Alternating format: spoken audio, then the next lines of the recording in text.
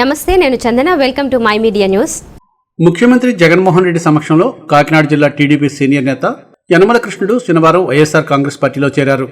శాసనమండలి విపక్ష నేత మాజీ ఆర్థిక మంత్రి యనమల రామకృష్ణుడు సోదరుడు యనమల కృష్ణుడు టీడీపీకి గుడ్ బై చెప్పి ఆయన అనుచరులతో కలిసి వైసీపీ తీర్థం తీసుకున్నారు.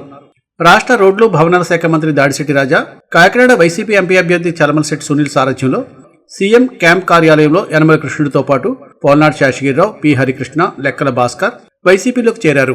వీరికి ముఖ్యమంత్రి జగన్మోహన్ రెడ్డి వైసీపీ కండువాలు కప్పి పార్టీలోకి సాదరంగా ఆహ్వానించారు. 4 దశాబ్దాలుగా తుని నియోజకవర్గంలో యనమల కృష్ణుడు టీడీపీలో కీలకంగా వ్యవహరించారు. యనమల రామకృష్ణుడు వరుసగా 6 సార్లు విజయం సాధించడంలో యనమల కృష్ణుడు కృషి ఎంతో ఉంది. 2014, 2019 ఎన్నికల్లో టీడీపీ తరపున తుని నుంచి పోటీ చేసి ఓటమి పాలయ్యారు. 2024 ఎన్నికల్లో తనకు సీటు లభిస్తుందని ఆశించిన కృష్ణుడికి సోదరుడు యనమల రామకృష్ణుడు జలక్కిచ్చి తన కుమార్తె దివ్యకి టికెట్ ఇప్పించుకున్నారు. దీంతో సోదరుల మధ్య విభేదాలు తారాస్థాయికి చేరుకున్నాయి. దీనికి తోడు పార్టీ కార్యక్రమాల్లో తిరగవద్దంటూ పక్కన పెట్టడంతో కృష్ణుడు మనస్తాపానికి గురై వైఎస్ఆర్ కాంగ్రెస్ పార్టీలో చేరారు.